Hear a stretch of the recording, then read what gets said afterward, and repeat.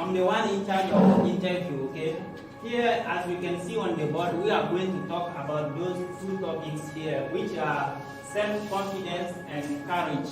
I guess Mr. Valois is going to power our mind about it, okay? First of all, good afternoon, Mr. Valois. Good afternoon. Thank you for coming. You're welcome, sir. Today, we talk about self-confidence and courage. In your opinion, what is self-confidence and courage? Thank you very much for the opportunity. Self-confidence and also courage, right? Self-confidence is actually the quality of trusting in oneself. Self-confidence is a positive mindset, being very sure of your potential, your skills when it comes to doing things. Self-confidence is basically that certainty that you have about your own personality. And when we're talking about courage, courage is also a quality of the good character and also a positive mindset when it comes to doing things. When you are willing to do it, you are not afraid of doing something.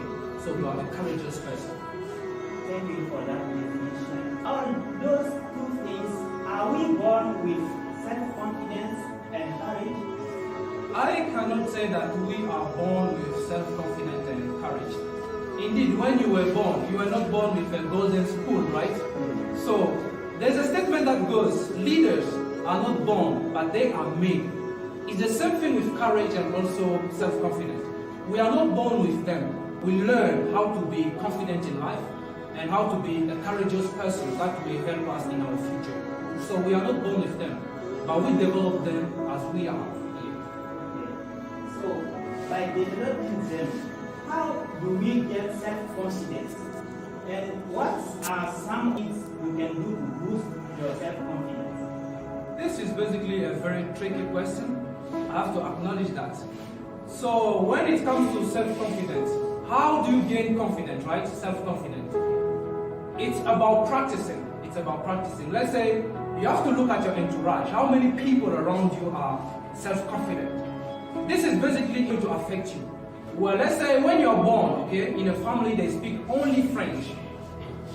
After 5 years, you will realize that the child will be speaking only French. It's the same thing with self-confidence and courage. When you are born, if your entourage, the people around you, they are not self-confident, they are not courageous, it's going to affect you. You may see some children, they are very courageous, they are very self-confident. Due to the cartoons, the movies that they watch, their entourage, the way they place themselves, that affect them. So, courage you can get it by practicing. Self-confidence is about practicing. The very first day you came to English class, for example, you were very afraid of speaking in public before people, right? But today you are able to do it efficiently. It's by doing it more and more, you gain that confidence. So it's all about practicing. If you don't practice, you will never gain confidence. Whether it's about English, it's about mathematics, it's about anything you want to do. If you don't practice, it's very difficult for you to gain confidence. I remember when I first attended an English club, I was afraid, I was shy. Even sometimes when I went to school, I always want to sit at the back, I don't want to talk to anybody. You know, that shyness, we are born with that. But one day I took over, I wanted to perform something. I placed myself in front of people, so I talked to people. I was shaking like a leaf, I was sweating, because I was not used to that. But as I was doing it more and more, I developed what you call by self-confidence and courage. So now I'm able to speak in front of the public simply because I've been doing it. So this is the way that you can boost your self-confidence, is by practicing. Even though nobody is perfect, but I think practice can make you perfect. You can master something when it comes to practicing all the time. My fourth point is that is courage really important in our personality lives? Yes, of course. Courage and self-confidence is very important in our personal life, even in our professional life. If you are not self-confident, you are going to jump from relationship to relationship because you are not confident of the person that you have chosen to stay with you. When we're talking about self-confidence in our personal life, let's say you choose a field that you want to study and you choose, for example, finance, and you don't have confidence in that field, in that domain, you're going to fail. You are not going to have the courage of, let's say, reading, of doing research. So it's very important for you to have that self-confidence. If you don't have self-confidence, you will get lost in the society because you look like a sheep. You don't know where you are going. But you have to have a target. You have to be like a lion. You have a purpose, and you have to trust that purpose. If you don't trust, if you don't have courage to apply it, I think you are not going to achieve anything. So you have to gain what we call by self-confidence. Without self-confidence, Barack Obama will not be the first black president. He went through challenges and difficulties. Indeed, the guy made it possible. Martin Luther King said that a black person is going to lead this country one day, and it has been possible. It was not a piece of cake at all, but he has what we call by confidence and that courage of facing the public and talking to them and trying to show them his right to become the president of that country, and he made it possible. So it's very important for us to be self-confident, to trust in your own abilities and potential. If you don't trust yourself, who is going to trust you? You are the first person to trust in yourself, your abilities, your skills. If you do that, it will attract people to also trust you. If you don't trust yourself, nobody's going to trust you. Okay, one more question. What is the role of self-confidence in personal and professional success? Okay, I think I've mentioned some of them. I took an example from Barack Obama. Let me talk about Donald Trump. Donald Trump is an old person, right? The guy wanted to become the president a long time ago. He really wanted to become the president. But he didn't say that my target in life is only to become a president. But he started doing business. He started doing business, very courageous, and he has even hotels and many businesses.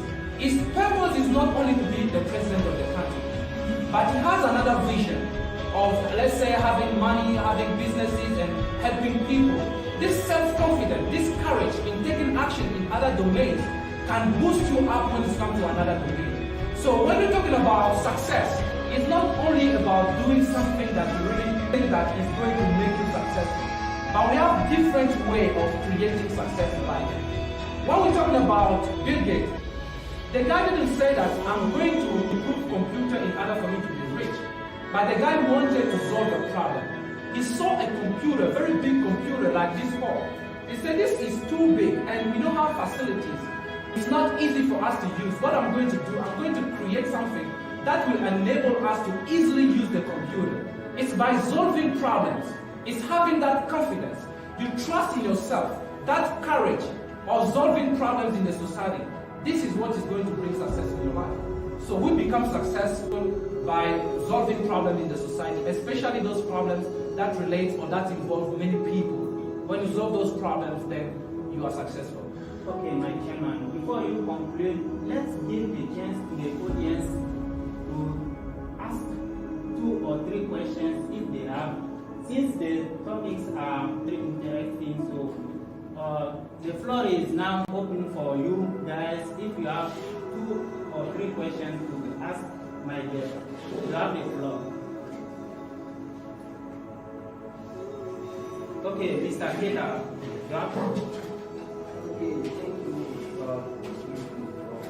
I wanted to ask our guest if it is possible for someone who has never been self-confident, how can he be now being self-confident?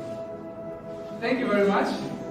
By the way, that's why it's very important to have a mentor. You need somebody to monitor you. Assuming that you have never been confident in your life, you need someone to set that fire in your heart, to give you that desire. You also need to place yourself in the entourage that can make you more confident. That's why I like English class. When you come for the first day, you are not able to speak in public, you are not confident. But as time goes on, you see people doing it, you also do the same. Your entourage affects you. If you see a person, the person is very confident, you can get close to the person and make the person your mentor. So you are going to ask him questions that concern self-confidence. He's going to explain to you, he's going to give you exercises, assignments that you have to do in order for you to start that fire, that desire of getting what we call by self-confidence. So you need your entourage, a good entourage that can help you. You also need a mentor. Those are the 2 things that you need in order for you to start that fire of self-confidence. It's very important for us to have mentors. Most of the time in Africa, we don't have mentors. That's why there are many people who don't know how they can do. For example, you have a very good business plan, but you don't know the direction, you don't know where to go. You see, but if you have somebody who has been there before, who will just direct you and you make step forward. Many people, they don't achieve what they want to achieve because they don't have mentors, and this is what we lack in Africa. I think we also have to have mentors and coaches in order for us to move forward. Okay, because of time, could you please summarize it for us? All those that we have been talking about. If it's about summarizing, I will say that self-confidence and courage is very important. You know, if you don't want to be self-confident in your life, you will flow in the current of life without accomplishing anything. There are many people who would like to be successful in life, but you have to bear in mind that without self-confidence, without courage, you will never reach that target. You have to be willing, you have to create that burning desire in your heart to face the public, explain to them what you really want to achieve. If you don't take that courage, it's going to be very challenging, and you really need somebody to help you. If you don't have anybody to help you, it's going to be very challenging. I keep on saying that cemetery is the richest place that you can find, because there are many people who died with their ideas. They wanted to change the world, but they were not possible to do it simply because they didn't have that courage, they didn't have that self-confidence, they didn't have mentors to guide them. So we really need self-confidence and courage in whatever thing you want to accomplish or you want to do in your life. Thank you very much for your invitation.